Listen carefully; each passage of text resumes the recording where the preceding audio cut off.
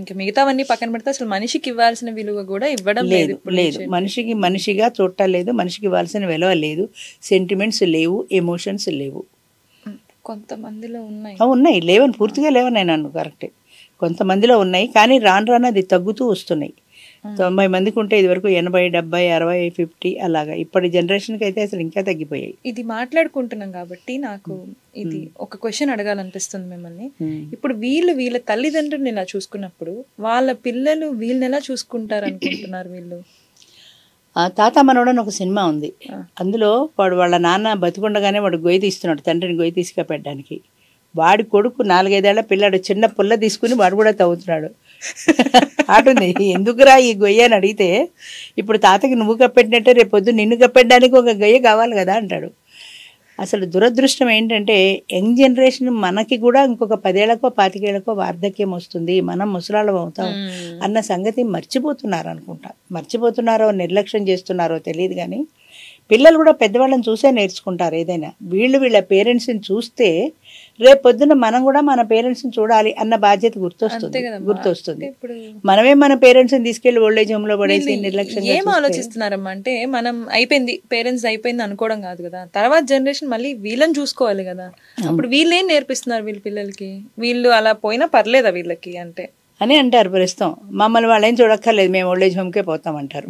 వీళ్ళు చూడమన్నా పిల్లలు చూడరు ఎలాగో. ఇప్పుడే వాళ్ళు డిసైడ్ అయిపోతున్నారు, మేము ఎలాగో ఓల్డేజ్ హోమ్కి పోయేవాళ్ళమే, మా పిల్లలు మమ్మల్ని చూడరు అని. అలాంటప్పుడు మేము మాత్రం ఇంత కష్టపడి వాళ్ళని చూసి మేము పిల్లలకి నేర్పించేదే ఉంది? వాళ్ళ జీవితాలు వాళ్ళవే, మా జీవితాలు మనవే. ఎన్ని చూస్తుంటాము, అత్తని కొట్టిన కోడలు, బయటికి గంటేసిన కొడుకు, ఇలా రకరకాలు. అత్త ఒకింటి కోడలేని, ఒకప్పుడు నువ్వు కూడా కోడలువి.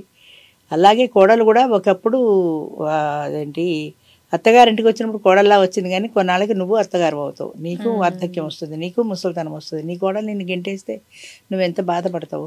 విలువలు లేవు, ఎమోషన్స్ లేవు, ఎమోషనల్ రిలేషన్స్ లేవు. మెయిన్లీ ఏ బంధాలకి, అనుబంధాలకి, ఆత్మీయతకి భారతదేశంలో ఒక ప్రత్యేకమైన స్థానం ఉందో అది రోజు రోజుకి దిగజారిపోతుంది. అంటే అమెరికన్ కల్చర్ మనం అడాప్ట్ చేసుకుంటున్నాం, అక్కడ ఎమోషన్స్ లేవు, ఇక్కడ ఉండవు. అక్కడ కల్చర్, ఇక్కడ కల్చర్. ఇప్పుడు ఈ విడాకులు కానీ ఇవన్నీ అక్కడి నుంచి వచ్చిన కల్చర్, మన దేశంలో లేనివే కదా.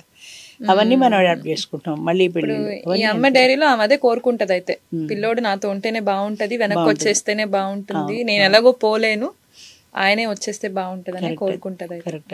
అది అంటే ఇప్పుడు ఆవిడ వస్తే బాగుంటుంది అని అనుకున్నా ఆవిడ ఇమ్మడం లేదు, అది కూడా చూసుకోవాలి. ఆయన ఉద్యోగానికి వెళ్ళిపోతాడు, ఆవిడ ఇప్పుడు 70 ఏళ్ళు 80 ఏళ్ళు వచ్చి కొత్తగా ఏ లాంగ్వేజ్ నేర్చుకొని మాట్లాడుతుంది వాళ్ళతో. ఆయన 50 ఏళ్ళకి అడ్జస్ట్ అవ్వలేకపోతే 70 ఏళ్ళకి ఎట్లా అడ్జస్ట్ వస్తుంది? కరెక్ట్. అంచేత పెద్దవాళ్లకు మనము ఆ వాల్యూస్ని మనం ఇవ్వాలి, వాళ్ళకి ఆ పెద్దరికానికి వాల్యూ ఇవ్వాలి. వాళ్ళు ఉన్ననాళ్ళు ఉంటారు, ఆ ఉన్ననాళ్ళు వాళ్ళు చివరి రోజుల్లో సంతోషంగా ఉంటే చాలు కదా అని. మా నాన్నగారు మా పిల్లలకి చెప్పారు, ప్రపంచంలో మీరు ఎక్కడికైనా వెళ్ళండి, కానీ నేను పోయే ముందు మాత్రం రండి. నేను అయ్యో అమెరికాలో ఉన్నాను, నేను రాలేను అనే మాట నాకొద్దు. మీరు ఇండియాలో ఉండాలంటే ఉండండి, వెళ్ళాలంటే వెళ్ళండి, కానీ నేను చచ్చిపోయే క్షణంలో మీరు నా దగ్గరే ఉండాలి. అది ఆయన కోరిక. ఎవరు చాలా ఫార్వర్డ్ గా ఆలోచించారు. వెళ్ళాలంటే వెళ్ళండి, కానీ చివరి క్షణాల్లో మాత్రం మేము రాలేకపోతున్నాము అనే మెసేజ్లు నాకు వద్దు, మీరు మాత్రం ఇక్కడే ఉండాలి. అలాగా ఏంటంటే వాళ్ళ ఎమోషన్స్ కొన్ని మనం అర్థం చేసుకోవాలి. ఇప్పటి పిల్లలకి అర్థం కావట్లా వాళ్ళ ఎమోషన్స్ ఏమిటి, వాళ్ళకి ఎందుకు విలువ ఇవ్వాలనేది. ఎంతమంది గ్రాండ్ పేరెంట్స్ని గ్రాండ్ చిల్డ్రన్ చూడగలుగుతున్నారు? అక్కడెక్కడో ఏదో కంపోజిషన్ రాయమంటే గ్రాండ్ పేరెంట్స్ గురించి వాళ్ళు వేస్ట్ ఫెలోస్, ఇంట్లో వాళ్ళు ఉండరు, ఎప్పుడు రైల్వే స్టేషన్లోనే కలుస్తాం మేము వాళ్ళని. అంటే రైలు దిగి వాళ్ళు వెళ్ళిపోయేటప్పుడో ఎక్కించేటప్పుడో తప్ప వాళ్ళని ఇంటికి తీసుకురారు. అదే కదా. అమ్మమ్మ ఒట్టి వేస్ట్ ఫెయిలో, తాతయ్య ఓల్డ్ ఏజ్, ఆయన ఎప్పుడు ఇలా వణుక్కుంటూ కళ్ళజోడు ఎత్తుకుంటూ ఉంటాడు అని ఏంటేంటో రాసుకొస్తాడు. అంతే, వాళ్ళ ఎఫెక్షన్ వీళ్ళకి అర్థం కాదు కదా. సో విలువలు మార్చుకోవాలి అందరం, కొంచెం సెట్. విలువలు అనేవి ఎప్పుడు కూడా వాటి వాల్యూ పోకూడదమ్మా. ఆ విలువలు అనే దానికి ఎప్పటికప్పుడు కొంచెం మార్చుకుంటూ ఉండాలి. ఒకవేళ మన మనసు సైడ్ ట్రాక్ పడుతుంటే దాన్ని బలవంతంగానే మనం కంట్రోల్కి తెచ్చుకోవాలి. పెద్దవాళ్ళకి ప్రయారిటీ ఎప్పుడూ ఉండాలి.